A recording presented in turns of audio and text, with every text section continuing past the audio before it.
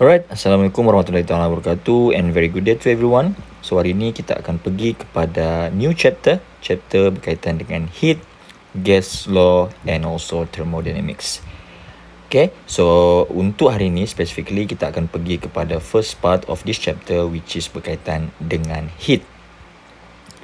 Baik, heat kita boleh define dia sebagai energy transfer due to a temperature difference. So energy ini kita akan transfer disebabkan oleh ada perbezaan dari segi temperature. Baik, what is temperature basically? Now, temperature ialah physical quantity yang kita gunakan untuk mewakili kepanasan ataupun kesejukan. Okay, so over here saya letakkan dia dua warna. So bermaksud yang warna merah ini will be body ataupun objek yang panas, dan satu lagi ialah berwarna biru, maksud dia temperature adalah rendah. Okay, so in order to transfer the heat from one object to another object, so what I'm going to do, saya akan ambil objek ini yang panas tadi dan saya akan letakkan dia sebelah. So dia akan ada contact. Okay, situasi ini kita panggil sebagai thermal contact. So apa yang akan berlaku sekarang? Disebabkan kedua-duanya sudah pun dalam keadaan kontak dan kedua-duanya mempunyai temperature yang berbeza, maka heat ataupun energi tadi akan ditransfer. Baik, dia punya transfer itu dia hanya ada satu flow, dia hanya ada satu arah saja, di mana heat akan ditransfer daripada objek yang lebih panas kepada objek yang lebih sejuk. So dia punya heat transfer daripada panas ke sejuk. So anak panah ini saya letakkan untuk mewakili kita punya heat flow. Now heat ini kita akan letakkan dia dalam simbol Q. So sekarang saya akan letakkan temperature untuk kedua-dua objek, since kita tahu bahawa kita punya heat akan ditransfer daripada objek yang lebih panas kepada objek yang lebih sejuk. So sini saya akan letakkan temperature dia. Saya just letakkan sebagai let's say 100 degree Celsius. And untuk objek yang lebih sejuk ini mungkin kita boleh letakkan dia sebanyak 50 degree Celsius. So apa akan berlaku kepada kedua-dua objek selepas kita biarkan dia dalam keadaan thermal contact untuk beberapa ketika? Well, apa yang akan berlaku ialah kedua-dua objek tadi akan mengalami satu keadaan di mana dia kita panggil sebagai thermal equilibrium. So what is thermal equilibrium? So thermal equilibrium ialah situasi di mana kedua-dua objek yang pada asalnya mempunyai temperature yang berbeza akan mempunyai temperature yang sama. So di sini saya boleh letakkan kedua-dua objek akan mengalami ataupun mempunyai temperature yang sama.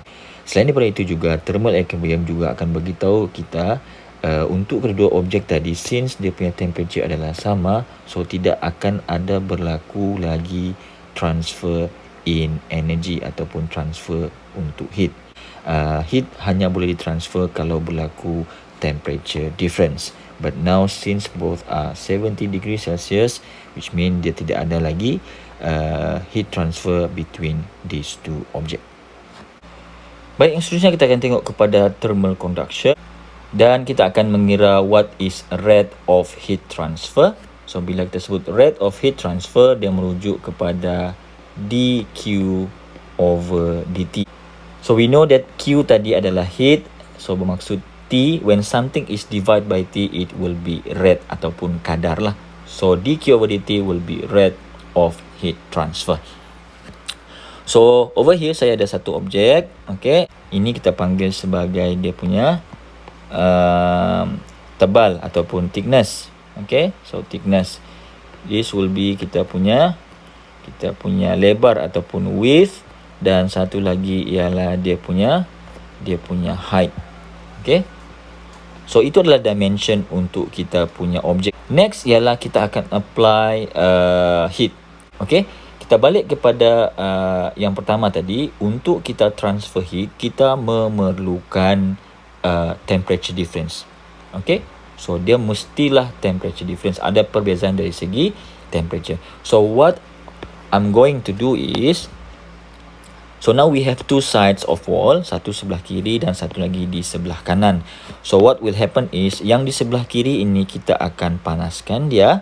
So bila kita panaskan, dia akan mencapai temperature hot, maksud temperature dia lebih tinggi.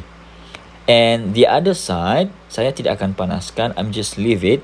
And then what will happen is, of course di sini temperature dia akan lebih rendah, which is kita letakkan dia sebagai temperature cold. Okay. Baik.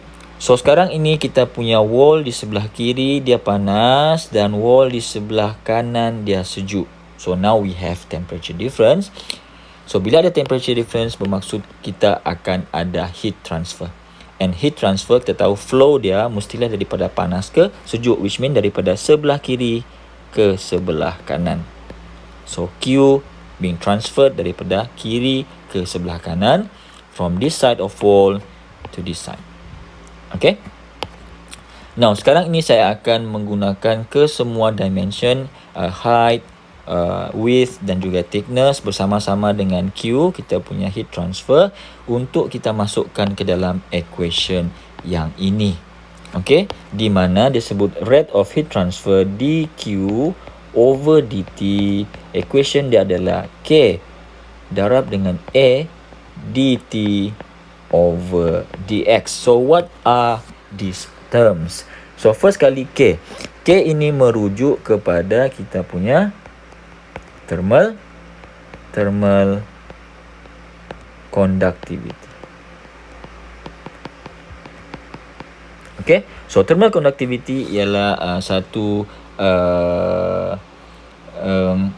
physical quantity yang kita letakkan ataupun kita gunakan kepada material untuk mengukur sejauh mana dia boleh conduct heat. Kalau thermal conductivity dia lebih tinggi, value dia lebih tinggi, bermaksud material itu mampu conduct heat dengan baik. Dan kalau thermal conductivity value dia rendah, bermaksud dia adalah dia tidak boleh conduct heat dengan baik. So different material akan mempunyai thermal conductivity yang berbeza. Selalunya metal dia punya thermal conductivity lebih baik berbanding yang lain lah. Kemudian yang kedua kita ada area. So A is area. Kemudian kita ada dt over dx. So dt, T merujuk kepada temperature. So bila ada D di depan, maksud dia adalah change, perubahan dari segi temperature. And then satu lagi kita ada dx. So dx ini dia merujuk kepada kita punya dimension. Okay, dimension yang mana satu kita akan tengok kemudian. Baik. So itu kita punya equation untuk mencari rate of heat transfer. So saya akan gunakan diagram ini untuk saya masukkan. So first kali dia akan menjadi K lah. So K itu value yang selalunya dibagi dalam soalan. Okay, di mana dia depends kepada jenis material. Kemudian kita ada area. So area saya letakkan dalam bracket dahulu. Kemudian kita ada next term will be dt over dx. Baik, so saya pergi kepada dt over dx dahulu. Saya akan pergi kepada area kemudian. So dt merujuk kepada change in temperature. So ada berapa temperature yang kita ada sekarang? Kita ada T hot and also T cold. So dia punya change ataupun dia punya beza itu, of course T hot lebih tinggi daripada T cold kan. So dia akan jadi T hot and then minus dengan temperature yang lebih rendah, T cold. Okay, kemudian macam mana kita mau cari dx? Sekarang ini saya sebutkan tadi, dx itu merujuk kepada dimension. Sama ada dia boleh jadi height, width ataupun thickness. Which one? Well, untuk menentukan dx, kita akan tengok kepada kita punya direction of heat flow. Kalau kita tengok di sini, kita punya Q, kita punya heat ditransfer daripada sebelah kiri ke sebelah kanan. So between these three dimension, sama ada h, height, width ataupun thickness, yang mana satu mempunyai direction yang sama as your heat flow Q? Well, of course dia adalah thickness. And for that reason, kita punya dx nanti akan menjadi thickness. Okay, so kita cari dx dahulu, then baru kita akan pergi kepada area. So what is the area. Area of course dia akan mengambil dimension selain daripada thickness tadi, which is kita ada H dan juga W. Area akan menjadi width akan kita times dengan dia punya height. Okay. Alright, tadi kita sudah pun derive macam mana kita boleh mendapatkan equation untuk mengira rate of heat transfer, which is dq over dt. Okay, so sekarang ni kita akan tengok kepada thermal conduction, proses yang sama tetapi dia melibatkan only one material. Okay, so di sini kita ada dua objek, two body, satu yang di sebelah kiri dan satu lagi di sebelah kanan. And kalau kamu boleh nampak di sini saya warnakan dia berwarna merah dan satu lagi berwarna biru. Okay, so this color indicates the temperature of that body. Bermaksud di sini ini kita boleh panggil dia sebagai okay, so dia lebih panas, so temperature dia of course dia akan menjadi TH ataupun temperature untuk hot lah. And this one will be temperature for cold. Okay. So sekarang ini kedua-dua objek ini adalah separated. So bila dia separated, dia bukan dalam keadaan thermal contact, therefore kita tidak boleh transfer dia punya heat secara conduction. Okay, so in order untuk berlakunya conduction, dia mesti ada thermal contact. And then di tengah-tengah ini kita ada satu material. So over here is our material yang kita letakkan untuk menyambungkan kedua-dua body tadi, panas dan juga sejuk.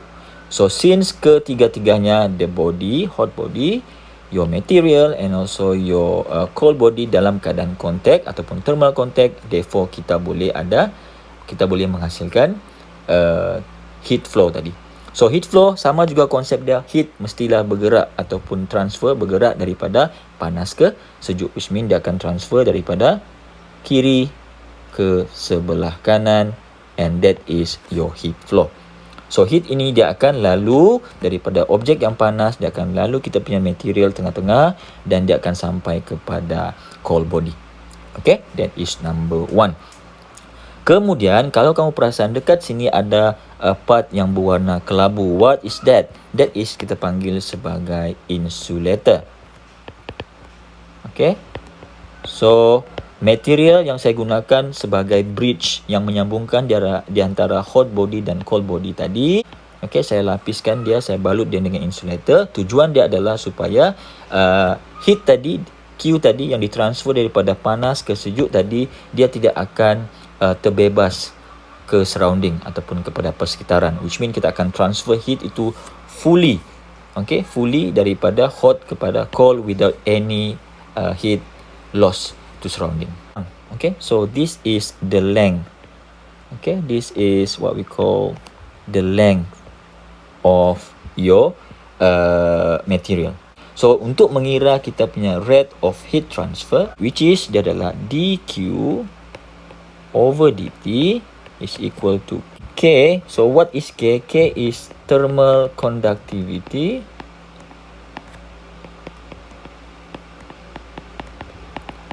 Well, thermal conductivity ini depends kepada type of material lah yang kita gunakan. Dan material yang kita gunakan sekarang ini sebagai bridge itu ialah material yang ini. And then next one will be the area. And then we have dt over dx. That is the general equation. Okay. So let's say lah sekarang kita punya material ini, material yang kita gunakan sebagai bridge ini, dia adalah berbentuk rod, for example. So we know that rod bentuk dia adalah, okay, dia bentuk begini.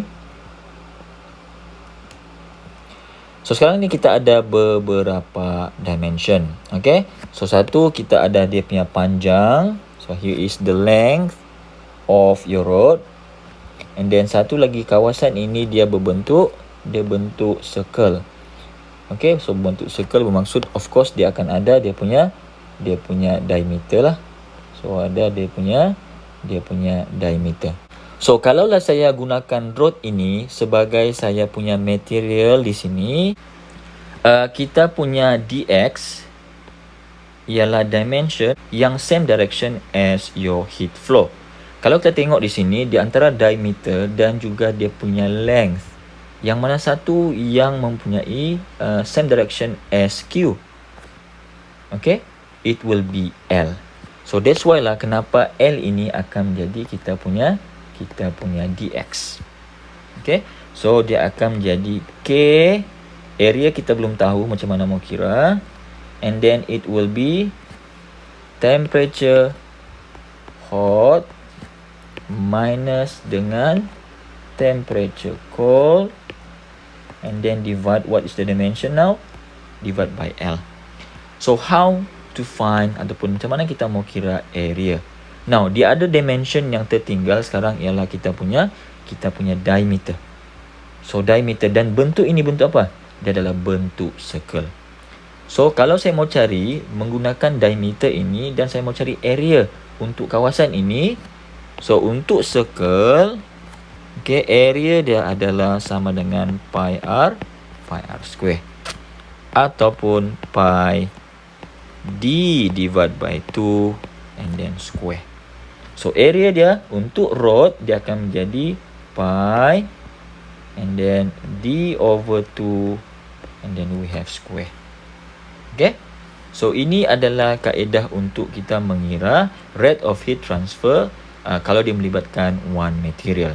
Okay, kita akan sambung dengan example yang pertama, example 8.11, disebut a glass window pane in a home is 0.620 cm thick and has dimension of 1.0 meter times 2.0 meter.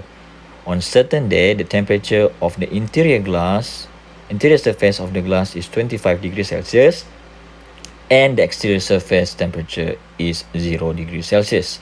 Given the K glass. So over here disebut K glass, dia merujuk kepada thermal conductivity of the glass, which is equal to 0.8 watt per degree Celsius per meter.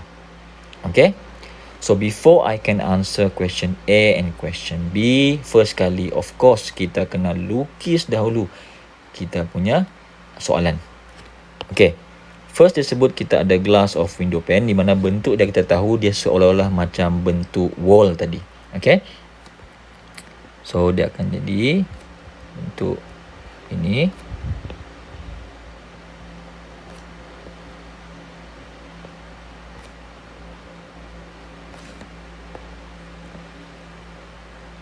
Of course kita punya window pane tidaklah setebal ini, cuma ini saya just exaggerate supaya kita boleh nampak dia punya dimension, dia punya panjang, lebar dan sebagainya. Baik, disebut thickness dia adalah 0.620 cm. So this one ialah kita punya thickness. So this is the thickness. And then has dimension of 1.0 times 2 meter. 1.0 meter times 2 meter bermaksud ini adalah dimension yang lain, dia merujuk kepada dia punya width dan juga dia punya height lah. So sini saya boleh letakkan dia sebagai dia punya width dan ini sebagai dia punya height. Okay, so we done with the dimension of the window pane. On certain day, the temperature of the interior surface of the glass is 25 degrees Celsius and the exterior surface temperature is 0 degree.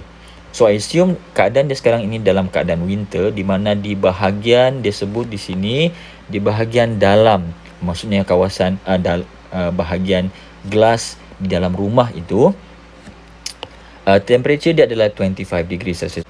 Okay, so kita kena decide. So di sini kita letakkan dia sebagai dia punya kawasan interior dan ini adalah kawasan exterior. So we have two side of the window pane lah. Okay, so now disebut di sini on certain day the temperature of the interior surface is 25 degree. So di sini dia adalah 25 degree Celsius.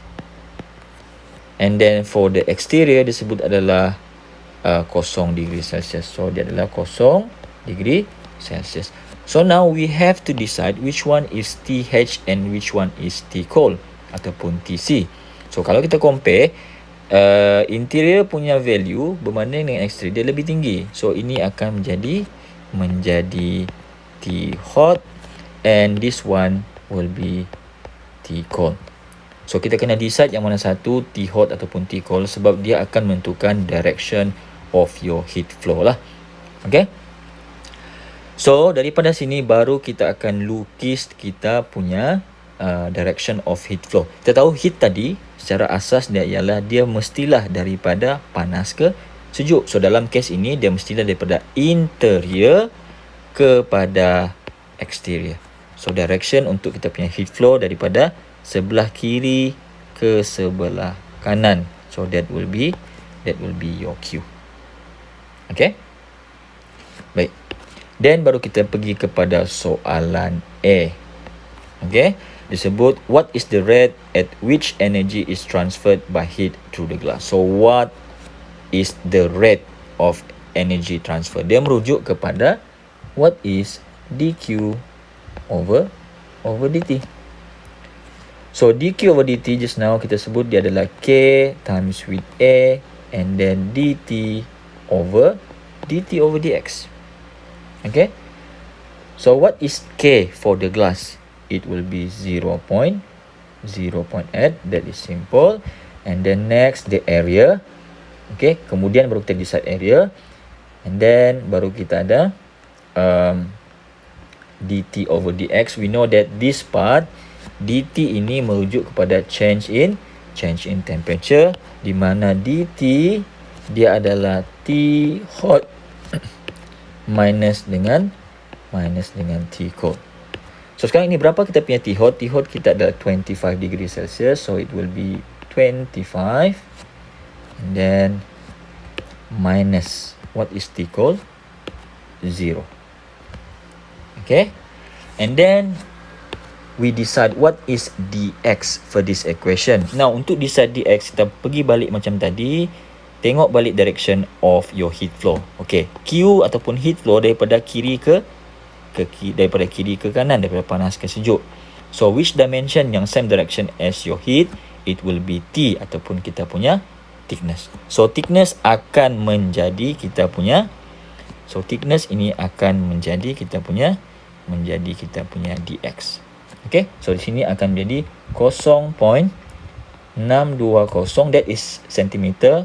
Tukar kepada meter will be 10 to the power of -2 lah. So if your T is dx, bermaksud the other dimension, width dan juga height will be your area. Okay, so kita boleh sebutkan sini. So 1.0 meter you times with 2.0 meter. And then we calculate what is dq over dt. So for this question, the rate at which energy is transferred by the heat through the glass will be equal to 6.45 times 10 to the power of 3. Okay. So disebut heat. What is the unit for rate of energy transfer? So Q energy. So which means it will be joule. And then over time. What's the unit for time? Unit for time is second. So it will be joule per second. So that is the rate for question A. So dq over dt from previous question, it is 6.45 times 10 to the power of 3 joule per second. So question B asks, how much energy is transferred through the window in one day, assuming the temperature on the surface remain constant. So sekarang dia tanya how much energy. So dia tanya berapa nilai energy. Okay, this one is rate over time. And soalan dia tanya sekarang, berapakah nilai energy if transferred by the heat is transferred through the window in one day. So untuk berapa lama tu? T kita adalah for 24 hours. Alright. So to find Q, it will be the rate of heat transfer dq over dt u times with T. Okay, so which means it will be 6.45 times 10 to the power of 3 joule per second u times with, this time is given in hours. So of course untuk kita darabkan dengan per second tadi, kita mesti tukar dia kepada second. So 24 hours kita tukar kepada second, it will be 24 u times with 60.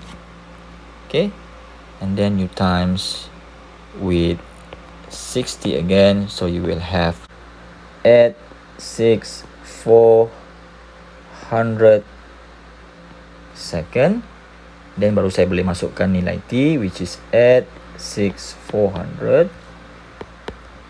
So Q, or amount of energy transferred for 1 day, will be equal to 5.57 times 10 to the power of 8, and then the unit will be joule.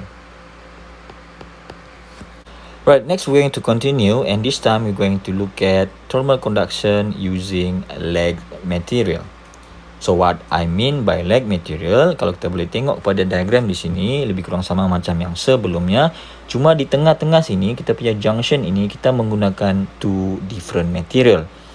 So this is one material, and this will be another material. Different material will give thermal conductivity yang berbeza. Okay. So sekarang ini kita sama juga situasi dia, kita ada two bodies, okay, satu yang panas dan satu lagi yang sejuk.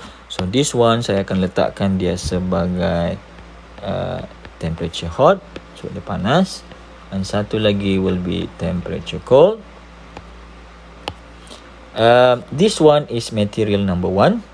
So kalau kita tahu dia adalah material number 1, bermaksud dia akan menjadi thermal conductivity untuk material 1, so I put SK1 lah. Okay, kemudian ini adalah material yang kedua, bermaksud dia akan ada thermal conductivity K2. So untuk kita punya material 1 dan juga material 2 di sini,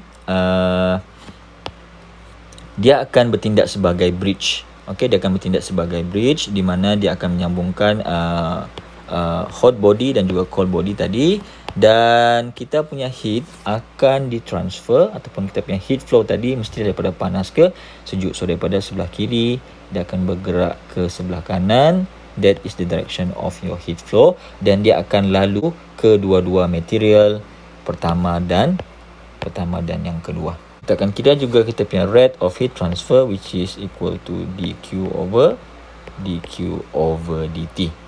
Baik,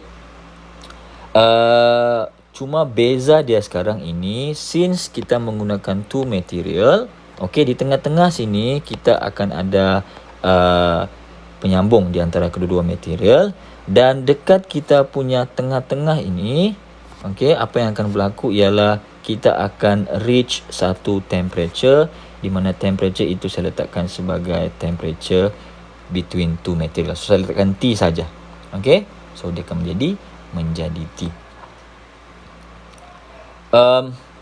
So dekat sini kita akan letakkan dia sebagai dq over dt, okay, untuk material 1 akan sama dengan rate of heat transfer untuk material number 2. So dia akan sama. Okay, sebab kita punya heat akan lalu kedua-duanya, so di situ dia punya rate itu akan sama. Cuma macam mana kita mau kira? Okay, so dq over dt just now, daripada yang sebelum ini kita tahu bahawa dq over dt dia adalah sama dengan k a dt over dx kan. So kalau kita masukkan dekat untuk yang first material only, okay. So untuk first material di sini dia cover daripada temperature hot kepada temperature between the material T. So untuk itu dia akan menjadi K untuk material number 1, area also kita kira untuk material number 1. Kemudian kita ada dt over dx. Okay, so dt over dx untuk material 1. So untuk material 1, tadi saya sebutkan dia adalah in between T hot dan juga T. So di sini dia bukannya T hot minus T cold, tetapi dia adalah T hot minus T sahaja. And then divided by length untuk material number 1. Okay. Kemudian untuk rate of heat flow ataupun heat transfer untuk kita punya second material, dia sama juga equation dia akan jadi thermal conductivity untuk kita punya second material, area untuk material number 2, and then di sini kita ada dt over dx. So kalau kita tengok betul-betul untuk kita punya material number 2, dia menyambungkan dua temperature, satu adalah T dan satu lagi adalah T cold. Now, dari segi logically, temperature manalah yang lebih tinggi? Adakah T ataupun T cold? Of course, T lebih tinggi berbanding T cold lah. So that's why kenapa di sini dia akan jadi T, okay, minus dengan T cold, dan di sebelah bawah it will be length untuk material number 2. Okay. So sekarang ini adalah equation yang kita gunakan untuk mengira sekiranya dia melibatkan two material yang bertindak sebagai bridge di antara hot body, okay, dan juga cold body di sini. Okay, kita pergi pada example yang kedua, example yang terakhir, example 8.12. Okay, di mana soalan ini melibatkan lag material, di mana dia akan menggunakan dua material sebagai kita punya bridge. Okay, so apakah material dia? A copper rod disebut, and also aluminium rod. Okay, so sebelum saya jawab, saya akan lukis bentuk dia dulu. Okay, so untuk kita punya soalan 8.12, dia adalah berbentuk rod. So kita tahu rod itu berbentuk dia beginilah. Okay, so what are the dimension? Kita ada length dan juga kita ada dia punya diameter.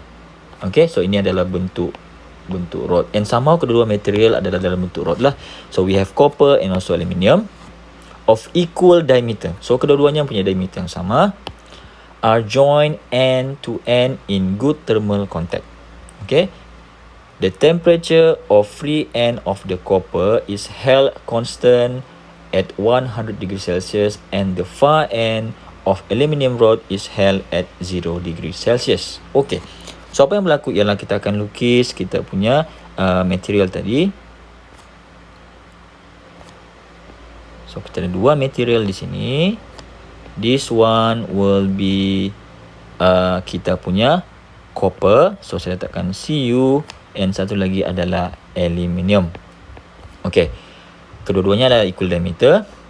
Kemudian disebut the temperature of free end of the copper. Okay, so copper dia ada dua end, satu yang bergabung dengan aluminium dan satu lagi adalah yang sebelah sini. So free end di sini yang disebut merujuk kepada bahagian sini. So free end of the copper is held constant at 100 degrees Celsius. So di sebelah sini dia adalah 100 degree Celsius. Okay, so 100 degree Celsius. And then yang sebelah side lagi disebut and the far end of aluminium rod. So the far end will be kawasan sinilah. Disebut ialah held at 0 degree Celsius. So dia adalah 0 degree Celsius. So daripada value kita tahu bahawa di sebelah sini, hujung sini adalah T hot dan di sebelah sini adalah T cold. So saya tandakan jugalah. So this will be T hot and this will be T cold. Okay.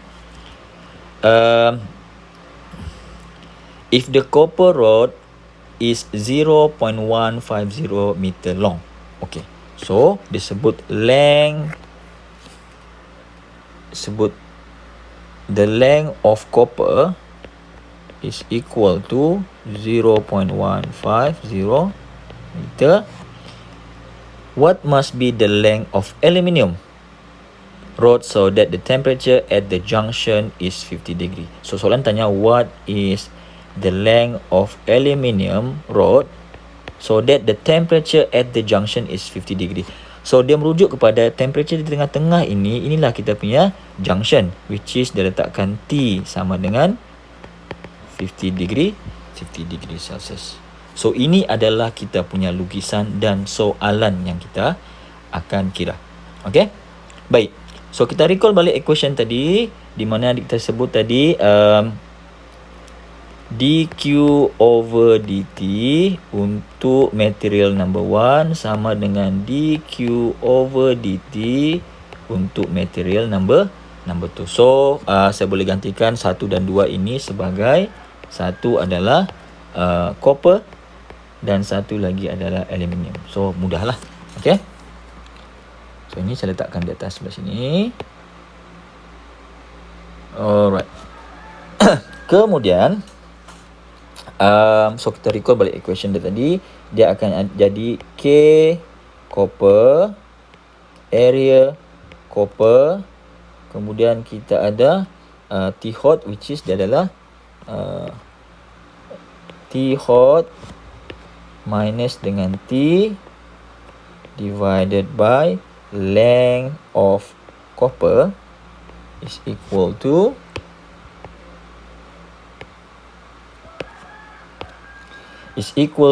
K of aluminium, area of aluminium, and then di sini akan menjadi T minus T cold, and then divide by the length of aluminium. So saya just tukarkan satu kepada kita punya material lah, 1 dan 2 tadi kepada material. Okay, then kita masukkan value. Okay, so untuk yang bahagian kiri dahulu saya akan ambil copper. So value untuk K copper thermal conductivity ialah given by 397. So saya masukkan di sini, dia akan menjadi 397. Okay, baik. Saya rasa value untuk T hot, T cold, length of copper kita ada, T juga kita ada, which is 50, T cold ada kosong. Yang kita mau cari adalah length of aluminium. Okay, so macam mana kita mau cari area of copper dan juga area of aluminium? Okay, sebenarnya kita boleh kira menggunakan equation area, sebabkan dia adalah bentuk rod, dia adalah pi diameter over 2 and then square. Itu cara kita mau cari area untuk kedua-dua rod. But since disebut di sini kedua-dua rod, aluminium dan copper have equal diameter. So kalau equal diameter bermaksud kita boleh sebut di sini, kalau dia equal dari segi diameter, bermaksud area untuk copper sama dengan area untuk aluminium sebab diameter dia sama. So kalau dia sama bermaksud term ini kita boleh potong, kita boleh cancel out dia sebab dia sama. So which mean next kita boleh kira teruslah. So kita boleh teruskan dengan TH. So T hot adalah 100 degree Celsius minus dengan T kita adalah 50 degree, okay, at the junction, and then divided by length of copper. Length of copper tadi dibagi adalah 0.150. Okay. Kemudian di sebelah kanan kita ada thermal conductivity of aluminium, which is given by this value 238. So 238, and then di bahagian T minus T cold, T is 50 degree minus T cold adalah 0 degree, and then divided by the length of aluminium. So ini yang kita mau cari, value ini yang kita mau cari di dalam soalan ini, which is length of aluminium is equal to 0.090 meter. Okay, so with that example 8.12, I think that's all for today for our session. Thank you very much for your attention. Assalamualaikum warahmatullahi taala wabarakatuh.